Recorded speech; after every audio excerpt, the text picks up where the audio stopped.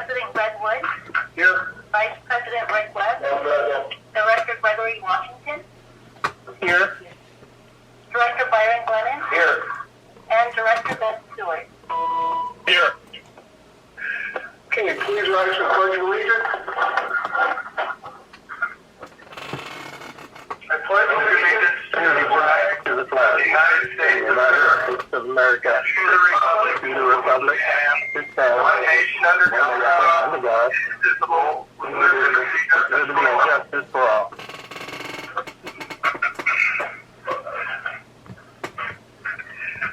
Okay,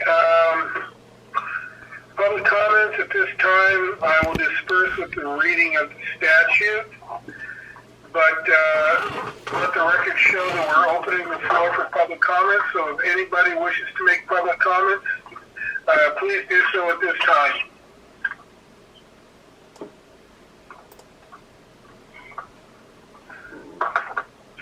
Okay, being there are no public comments, I will close public comments and we will go on to discussion.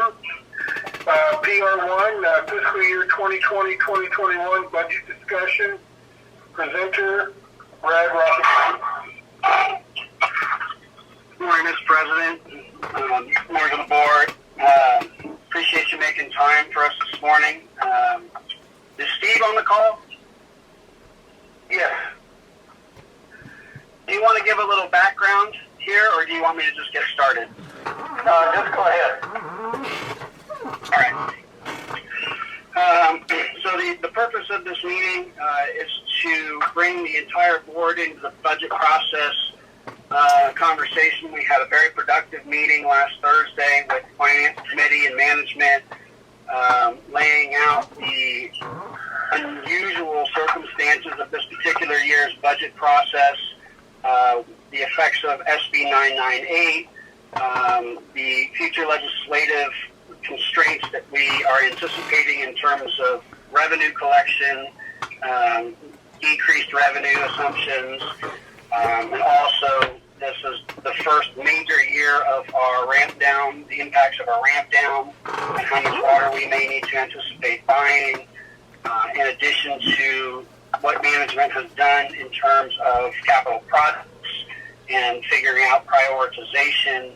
It's very important to management at this point that the board be informed and aware of the circumstances that we're having to grapple with when it comes to the effects of SB 998 and the legislative effects of COVID-19 as it relates to special districts such as ours.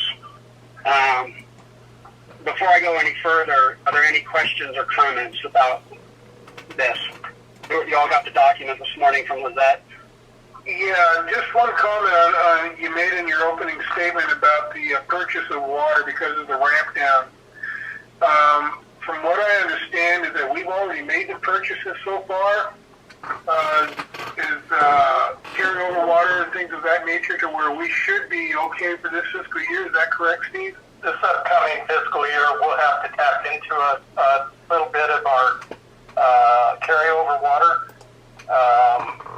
But moving forward, we're going to have to probably dip into more and more as we go in the ramp down. But we're good now. Right. So, but right now for fiscal year 2020-2021, we're not anticipating any large purchases of water because we've already done that, correct? Well, there is a possibility that we might be able to focus on a permanent water purchase, and that revenue is not included in the budget. Okay. All right. Very good. Thank you.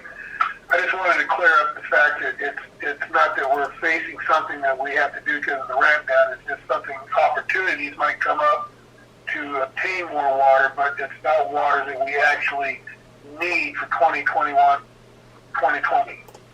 No, not within the budget we don't. It is more the security of the district and the water acquisition strategy that we have discussed in the past. Okay. Very good. Okay, that's the only comment I had, Brad. I appreciate the clarification, President Ward. That's helpful. Thank you for the benefit of everybody on the call.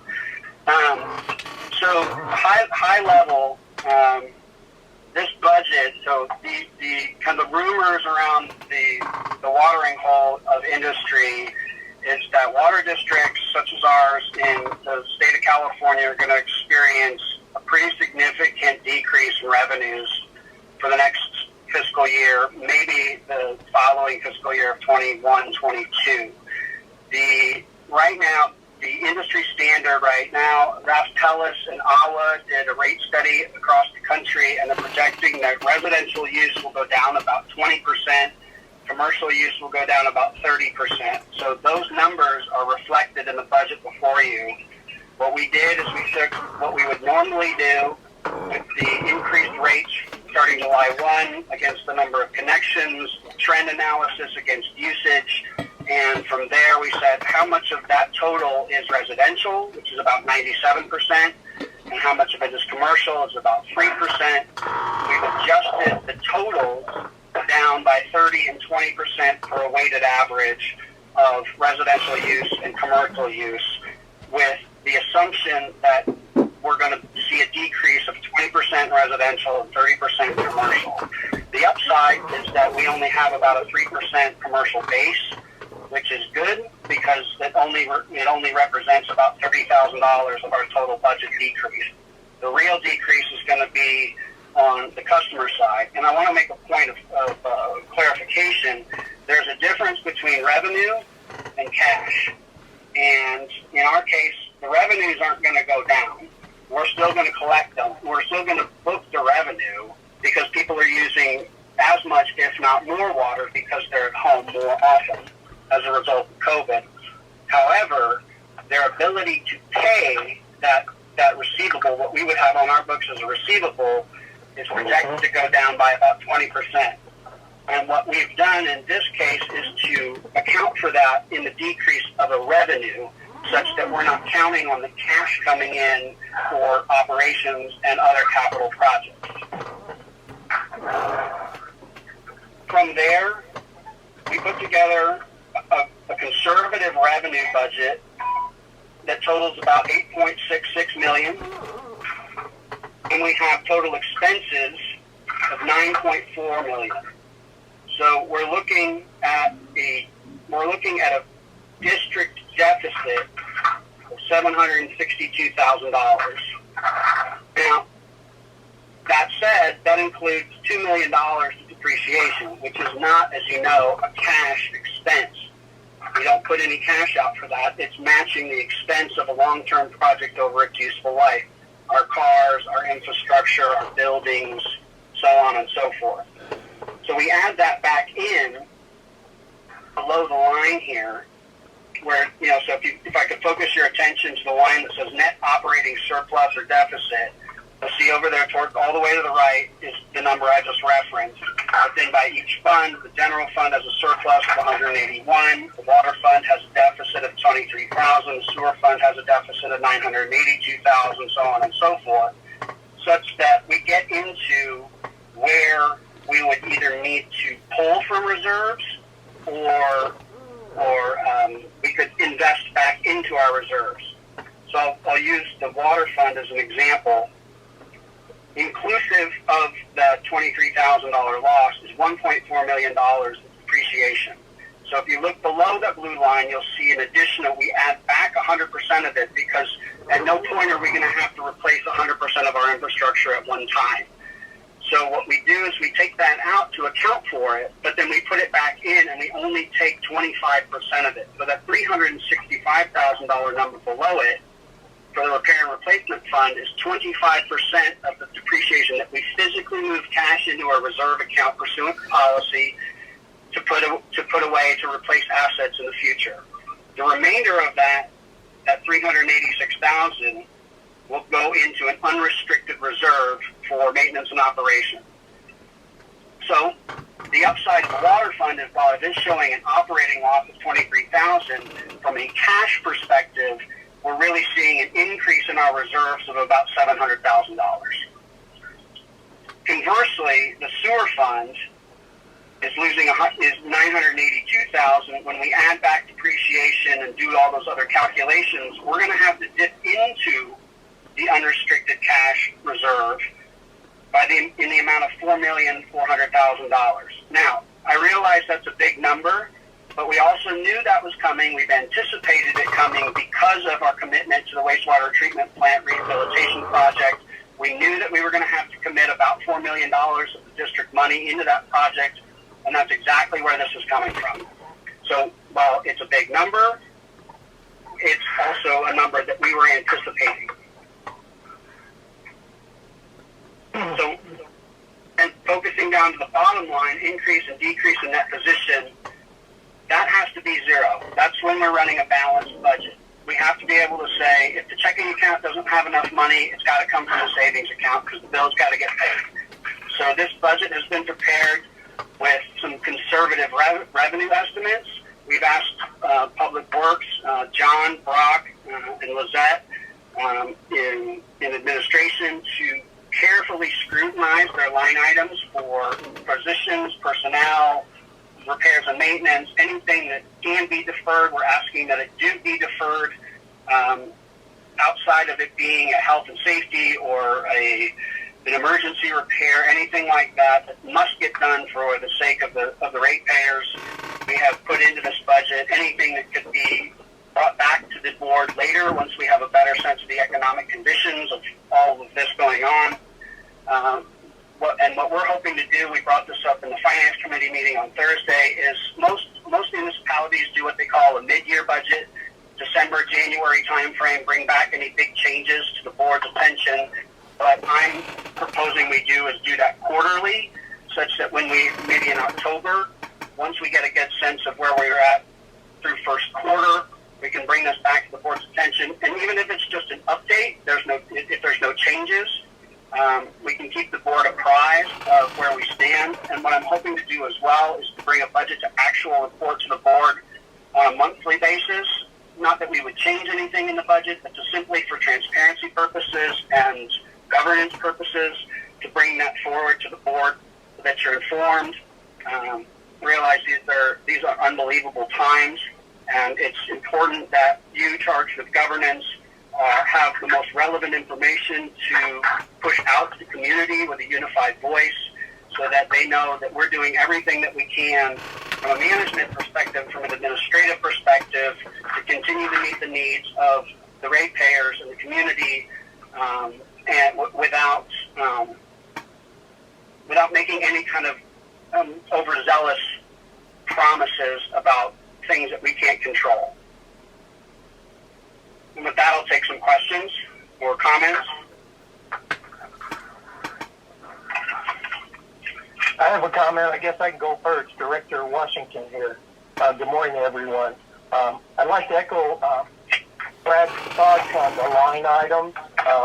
I would like if we really take a good look at those line items. And, when we have these type of meetings, no one walks away from them happy. But at the end of the day, it's what's best for the district. So if we could just, really take a good look at those line items.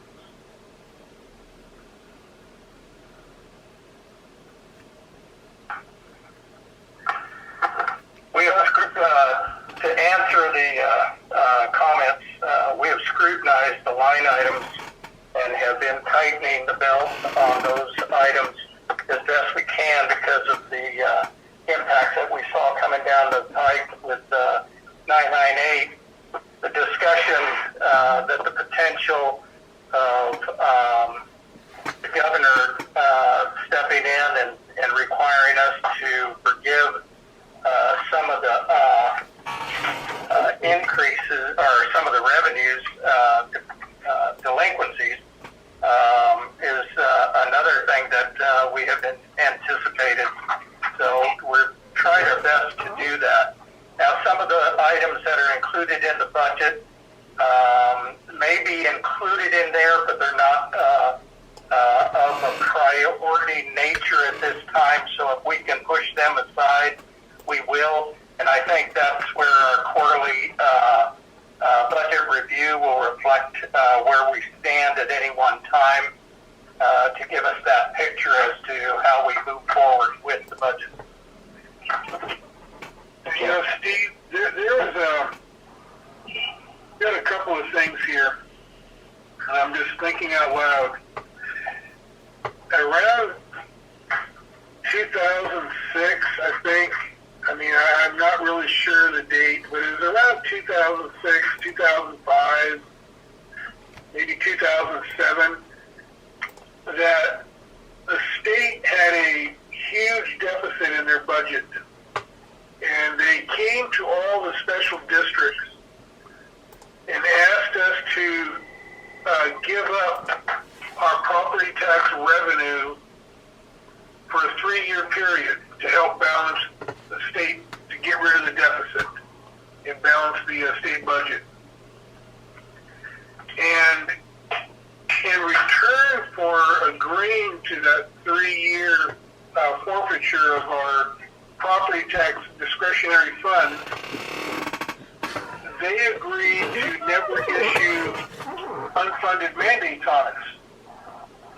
And we felt that was a pretty good deal because, you know, at that time, we were going through a lot of unfunded mandates from the states and trying to figure out how we were going to get the money to pay for them. So, going back to this thing where, you know, SB 998 aside, just remove that from the equation. And if the state of California is going to require us to forgive the delinquent water bills and sewer bills that were generated during this COVID-19 pandemic, Mike, I've got 2 questions. Would that constitute an unfunded mandate from the state? And 2, would that also constitute a gift of public funds to forgive those debts in that manner? I don't know if you have the answers to those questions, but it's something that I am concerned about. And one more thing that I'd like to add on this to Brad, that I don't know if you've got any scuttlebutt around the water cooler or not, but I read in the paper the other day that the state of California went from a $21 billion surplus last year to, because of this COVID-19 crisis, they are now facing a $53.4 billion deficit.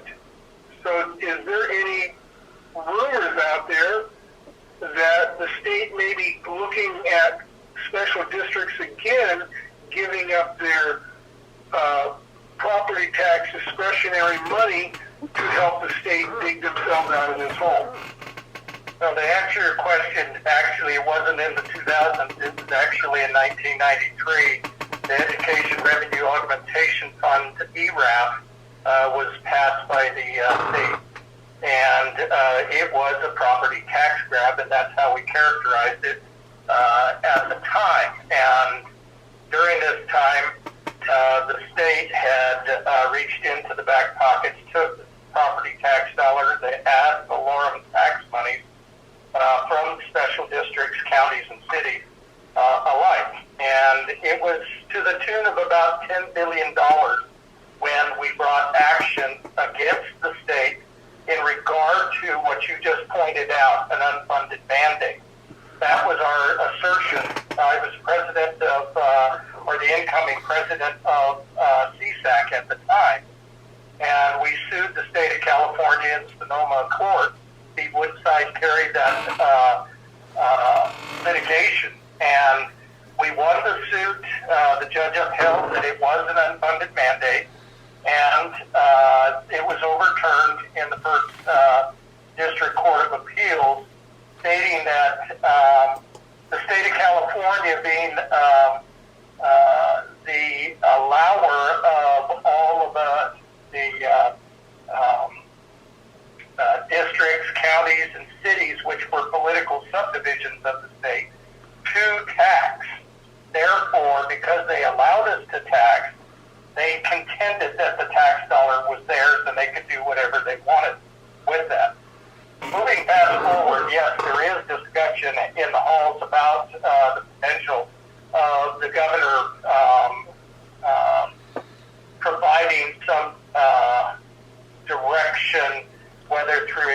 executive order or whatever to require us to forgive some of these revenues that are delinquent and due to COVID-19.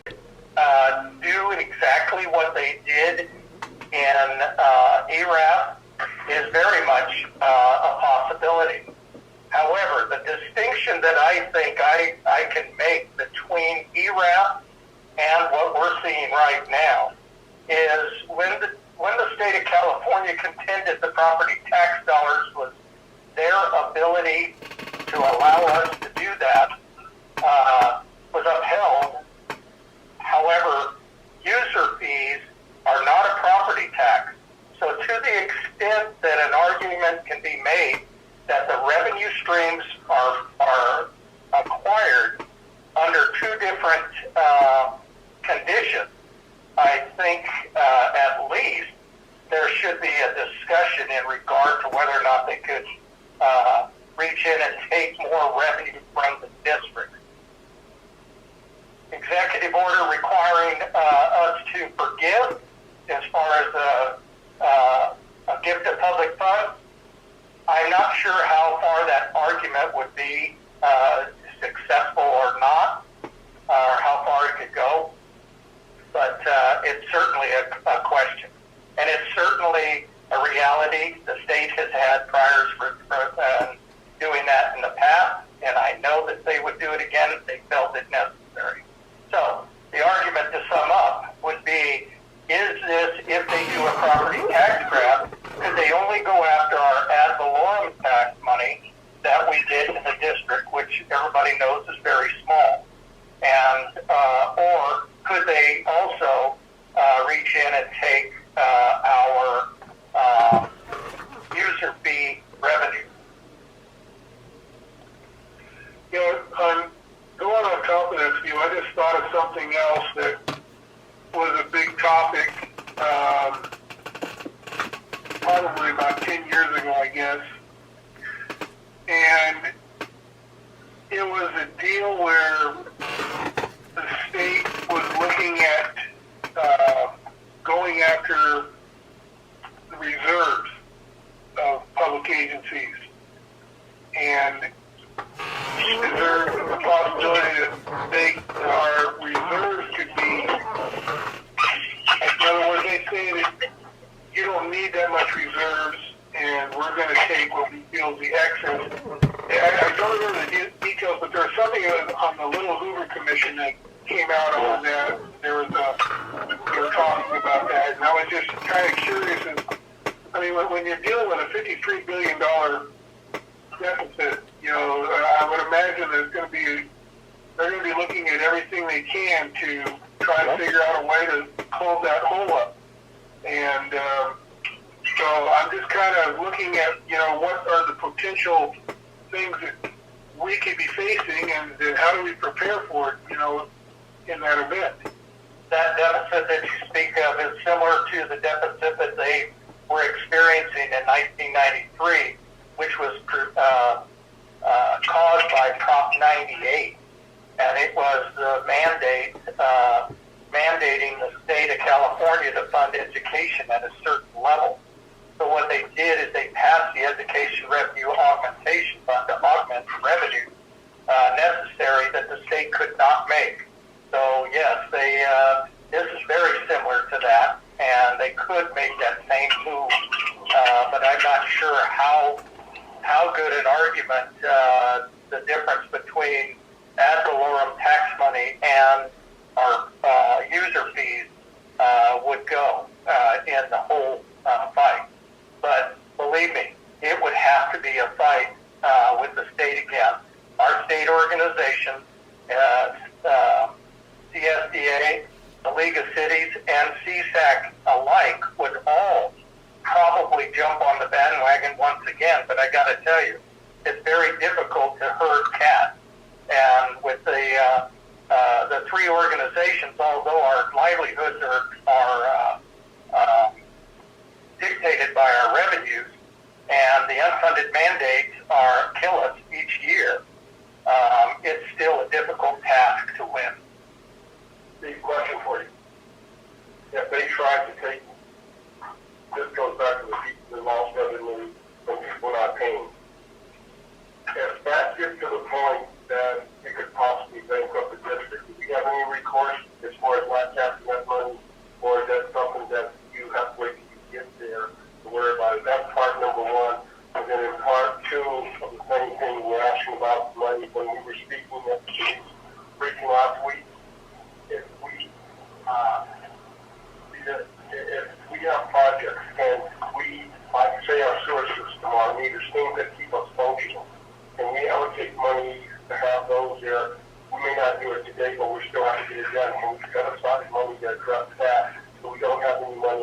case that emergency comes up or those projects come up. Let me address that one first. I think it's a very good point. We have projects that we have to do. It is to sustain our system, and when we budget those projects, it is to do that project. And if it's sitting idle, it's more susceptible to being grabbed than it is if we have it budgeted in. We have a plan to implement to make our system whole. So to that extent, budgeting for those kinds of projects is very prudent in these times. The other thing is, could they do something, and what could we do about it? Basically, is I think what you're asking is, I would think that if it gets to that point, that there would be a concerted effort by all the local government entities to enjoin whatever they're doing to try to get it stopped, delayed, reviewed, and discussed before it's implemented. So, and I think at that time, it's more, okay, if they're going to do it, we'll take action, but nobody's going to move until it becomes a reality. And we kind of have to wait to see if it happens, then we are just The closer the discussion gets to whether or not they're going to do something, I think it'll be vetted through, and I hope it would be vetted through the local government entities, the counties, cities, and special districts. They'll all have a voice at the table in regard to the impacts, because quite frankly, it still is a political move, and everybody's going to want to know how it's going to affect everybody. Getting back to Greg Washington's question about the line items, I'm wondering, in the past, Brad has done this for us, and maybe he can here, to show the line items from last year or the year before, to show whether there was an increase or decrease in each line item. He's done that in the past for us. I don't know how easy that would be for him to do again, but Greg would be able to look right at each line item and see whether it was cut or increased. And if it was increased in the past, Brad has already put in a little note why it was increased. I don't know if that would help Greg, or... And I'd let Brad answer that. Okay. Did you hear me, Brad? Yep, I'm here. That's something that I can put together relatively easily and compare for you, put together a pretty high-level analysis, so I can expect to do that sometime this week for your consideration. That's no problem. I think that would help Greg in understanding. Appreciate it. Thank you. Did you understand, Greg, what that would be? Yeah. Just over here, having flashbacks. We've, working at NET, we've had budget meetings, and, I recall a time when I was on the phone with the vendor to make a $40,000 purchase, and right after I was about to make the purchase, got a phone call and was told that money was taken away. So our managers walked away. Upset and angry, but like I said, at the end of the day, it helped the district. So that's all I was really commenting on. I know Steve and staff do a really good job of really scrutinizing the budget, but I just want to make sure we take a really good comprehensive look at the line items. I got a question for you, Brad. You mentioned at the beginning of your deal that in the budget you reflected a 20% reduction in residential use. Yes, sir. Where are they projecting that 20% reduction to come, or why are they projecting that 20% reduction? Good question. So that 20% came from a rate study, nationwide rate study performed by Raftelis and AWA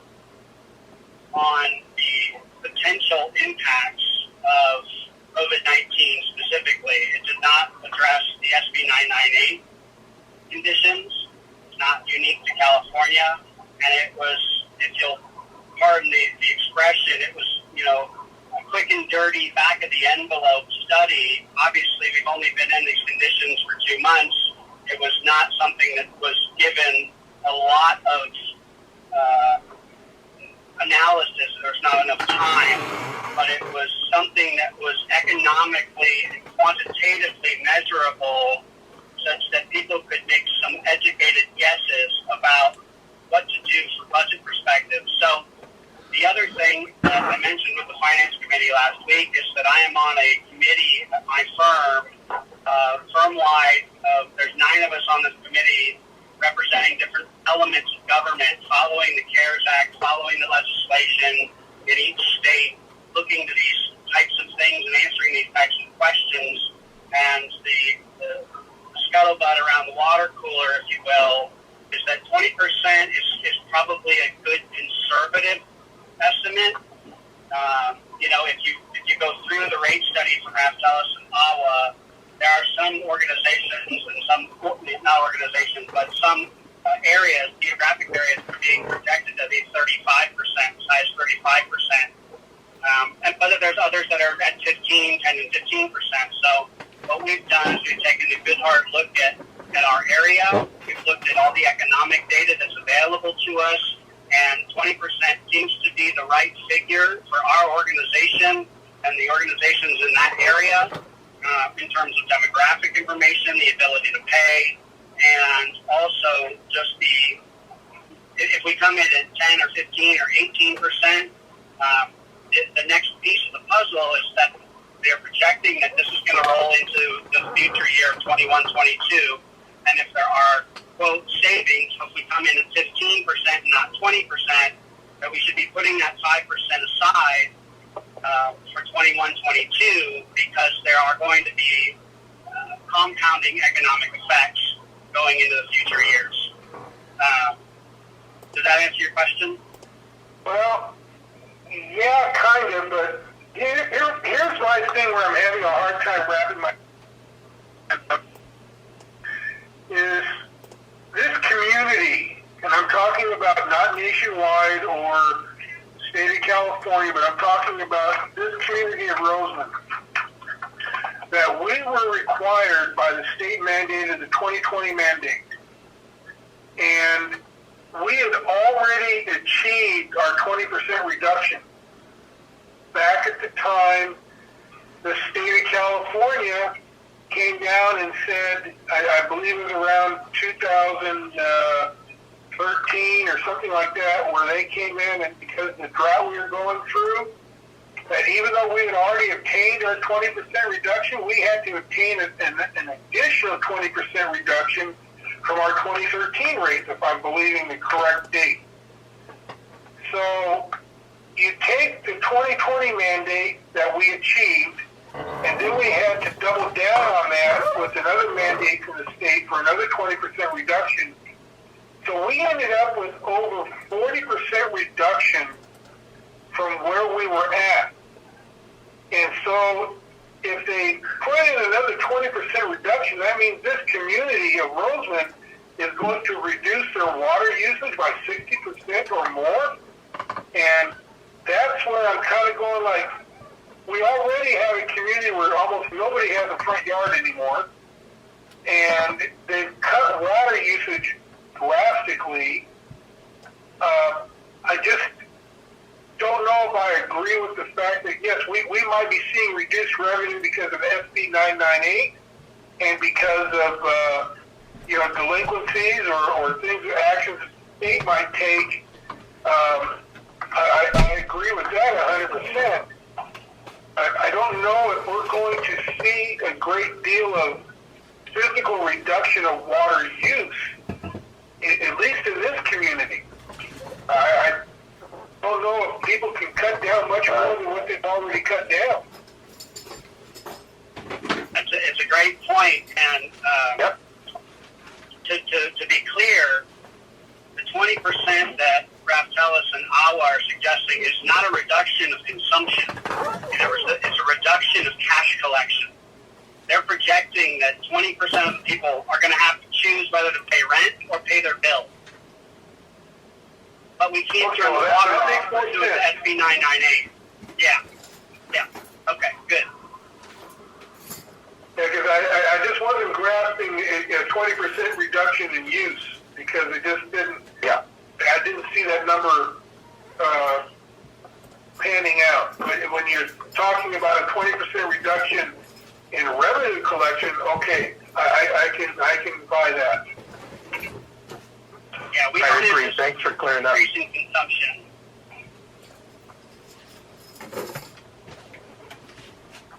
That's all I had to say on that. Thank you.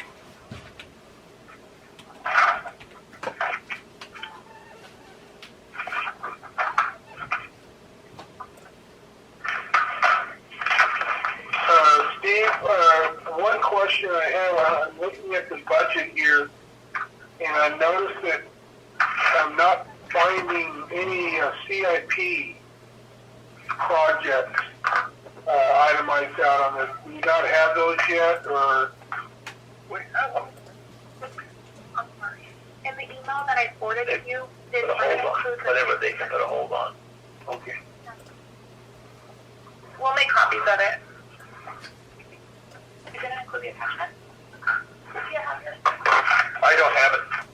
I didn't have it on my email either. Okay. You have one? Yeah. We're going to go ahead and take a short recess while they get some paperwork together. I think, Steve,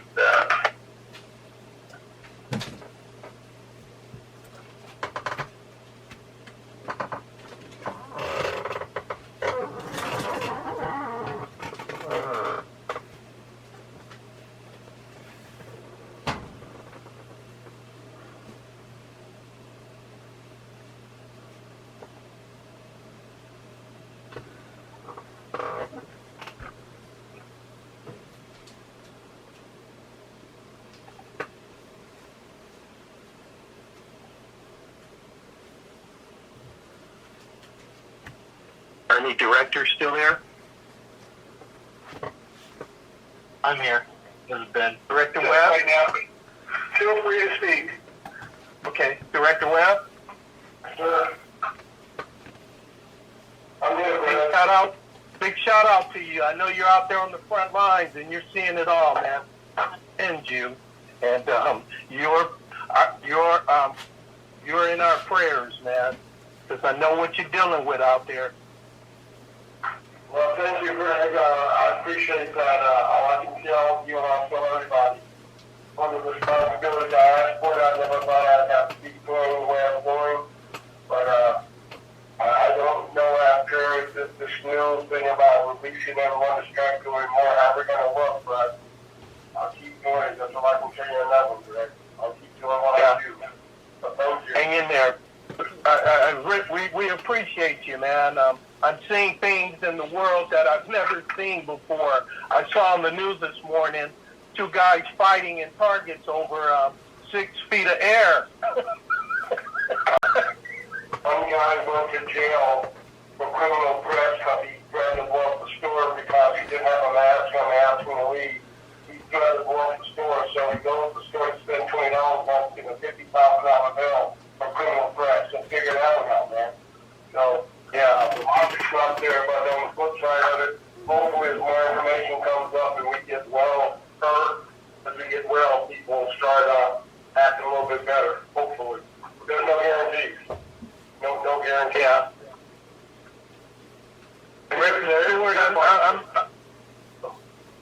Director Stewart, I'm sure you're seeing some things out there as well, huh? Well, the majority thing, I think that's the biggest thing, the majority part of it. Yeah.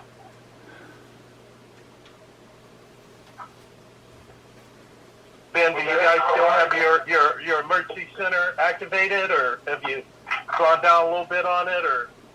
Yeah, it's definitely backed off. We're not reporting in every day. I think as things evolve, we make the appropriate calls. But yeah, we're not reporting in every day. I don't know if it's been officially deactivated. I think it's still going, but it's being monitored more than anything else. Hey, Ben, question. Ben, it's Rick Webb.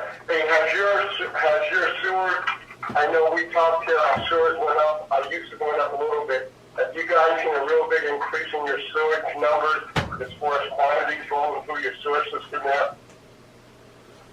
We don't have any flow monitors in our sewer system since we don't own the treatment plant, but we have seen a surplus. Our guys are going out. We have 3 inspection crews going at full time right now.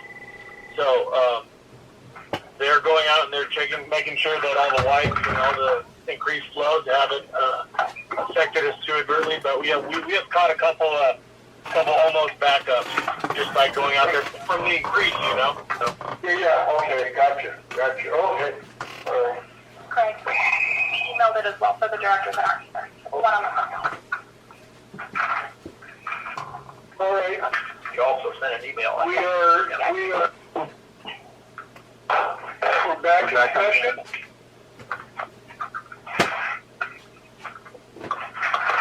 Okay. Yeah, looking at this information here, I can see what you said, Steve, is that there's a lot of zeroed out items on it.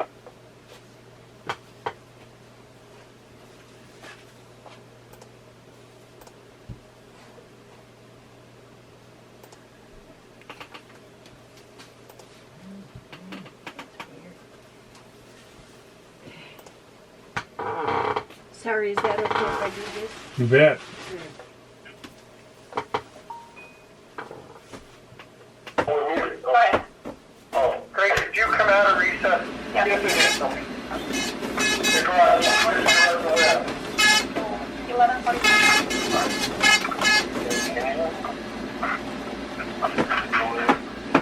All right, can you hear me? You're on clear. I have a question here. How long, based on this, I know this is next year's budget, I think I have Okay, a go question ahead. more in that briefing you gave us. How long should we anticipate looking at this year? With the date on this, how long pushed out should our budgets kind of, I don't want to use the word impacted, but how far out should we be looking at our budget numbers? Come on.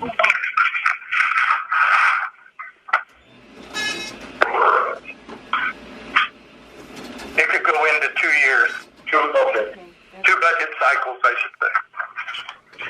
Oh, okay. Steve, I got a question. You know, looking at the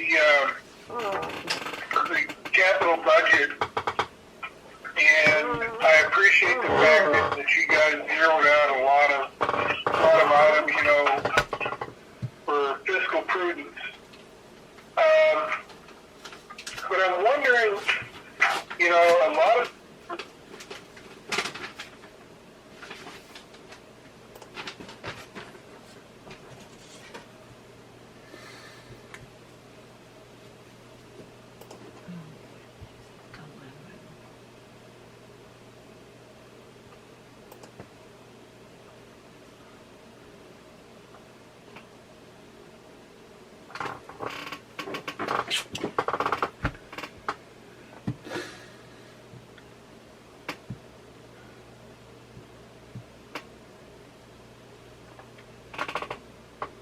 I'm not hearing anybody. I think I lost some people. Me neither.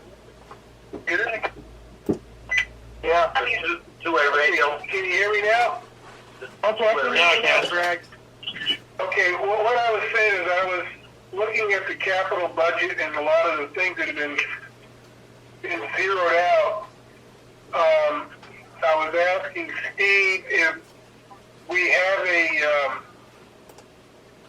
if we should maybe put more money in the equipment rental in our budget just to be able to go out and get things like rent a hydro excavator or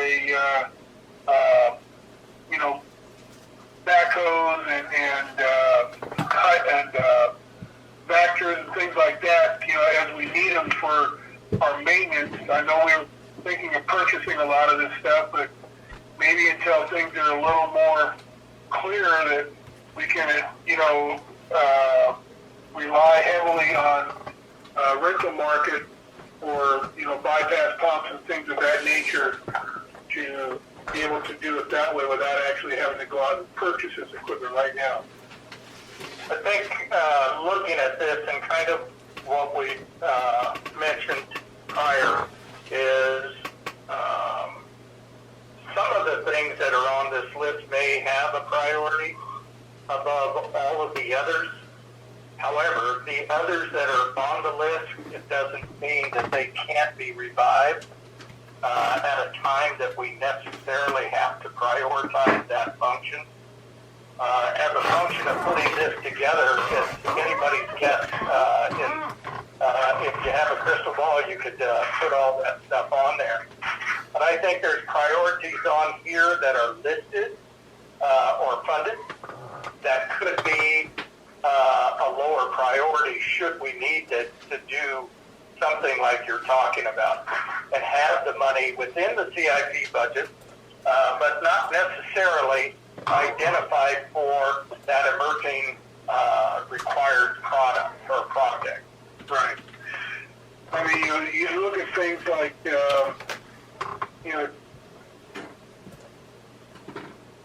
where like crew trucks, things like that. I mean, I understand, that can be put off for another year. It's like, yeah, we'd like to replace them, but, we can always make do.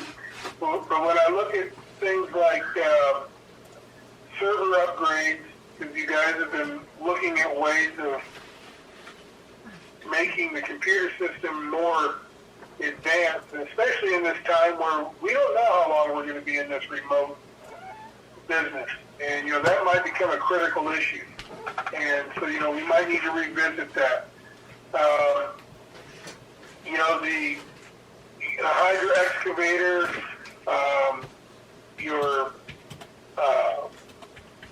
where was it? So here it is, vacuum truck replacement. I know that we've had some issues with our vacuum truck, but I think we've been able to think we can overcome that. Don't have to go out and purchase a new one at this point, but we may need to rent one, to help with operations, or especially if that one's down to repairs. And hydro excavator to take some of the strain off of the vacuum truck, to get a hydro excavator where we've got a bunch of projects that we can rent one for a month or 2 months, to take care of the maintenance issues. But I'm kind of looking at stuff like that to where, our crane truck and things like that. And we brought that into discussion, the hydro excavator. We were about ready to purchase. We've gone through the rental of that. They determined what they needed and what would work. And as the COVID hit, we were just about ready to get that, and we decided we would hold off. Brock and John discussed that they could put it off out of this budget. We may have to have it in the next one, but they said they could get by without it. That throws a strain, like you said, on the back truck. We do have some timelines, and I believe it's 2023 that the back truck has to be compliant with CARB. And that's going to be an impact. But we have a little bit of time. So in this budget, we elected to go ahead and put it off.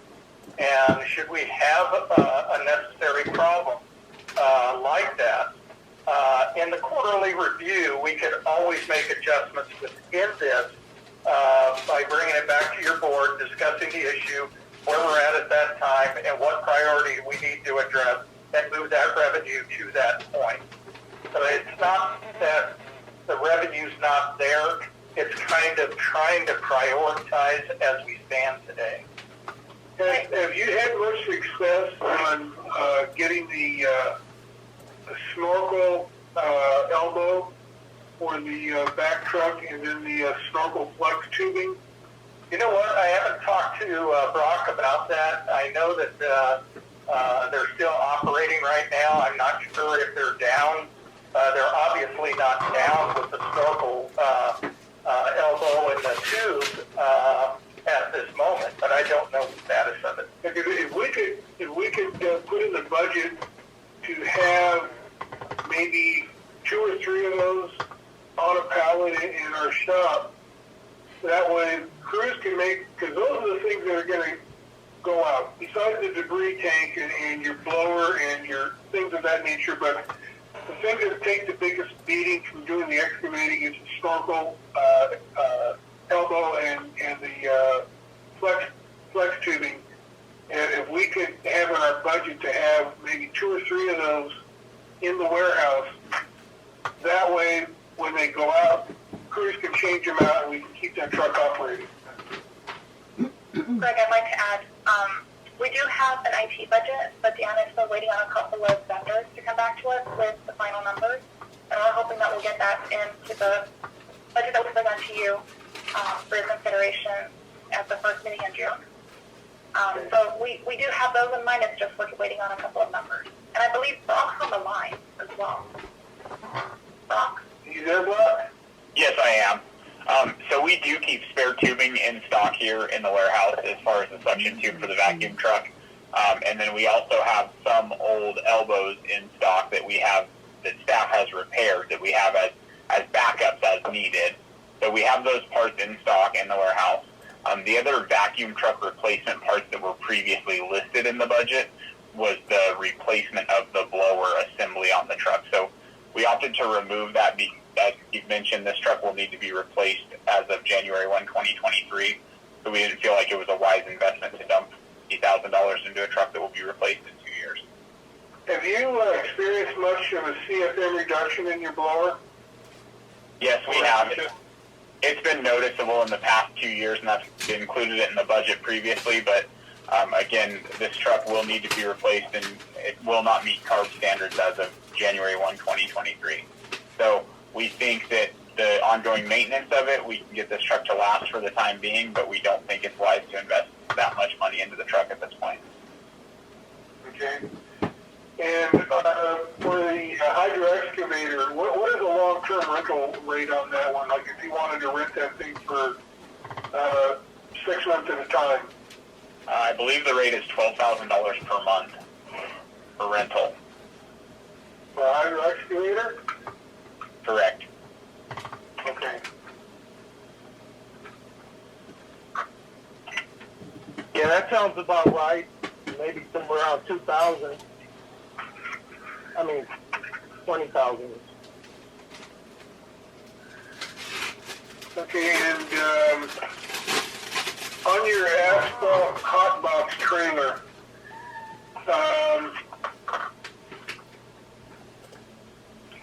what is the purchase price of that one? Do you happen to know, just a ballpark figure? I believe the previous budget number was right around $27,000. There's obviously some different ranges in there.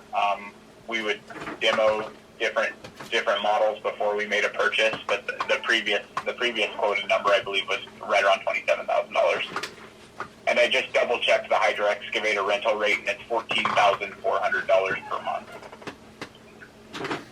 Okay, I understand the need for the hot box. Do you guys use cold patch, and would cold patch work in a lot of areas with the using a tamper on cold patch, or is it pretty much you need to have the hot? Because of the unique situation and not knowing where we're going to be. More information as to when the other shoe's going to drop in regards to the COVID-19 state responses and things of that nature by our first meeting in June? Well, Brad has his contact base that he gets intel from, and I have mine directly that with CSDA, and through both of us, if we can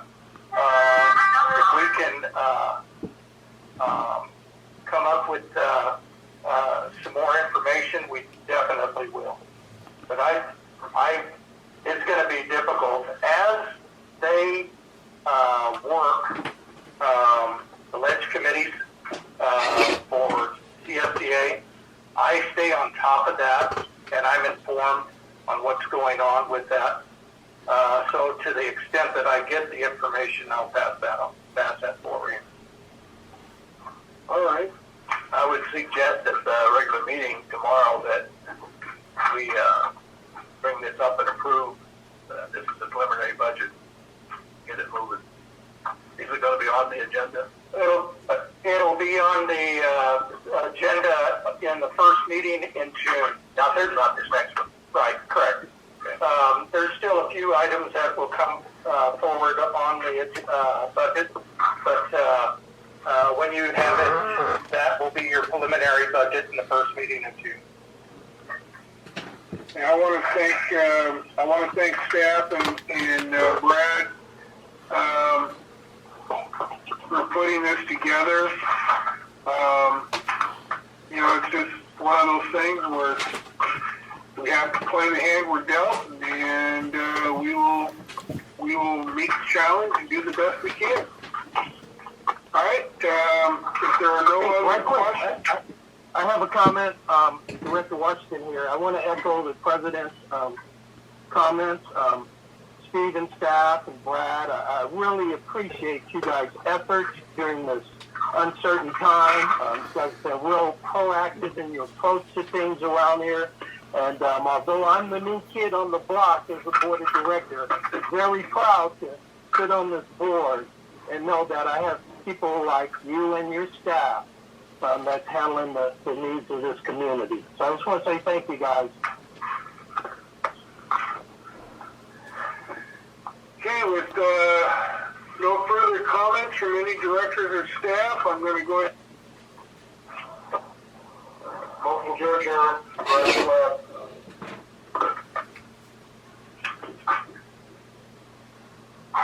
Do I get a second? Second, Director Stewart.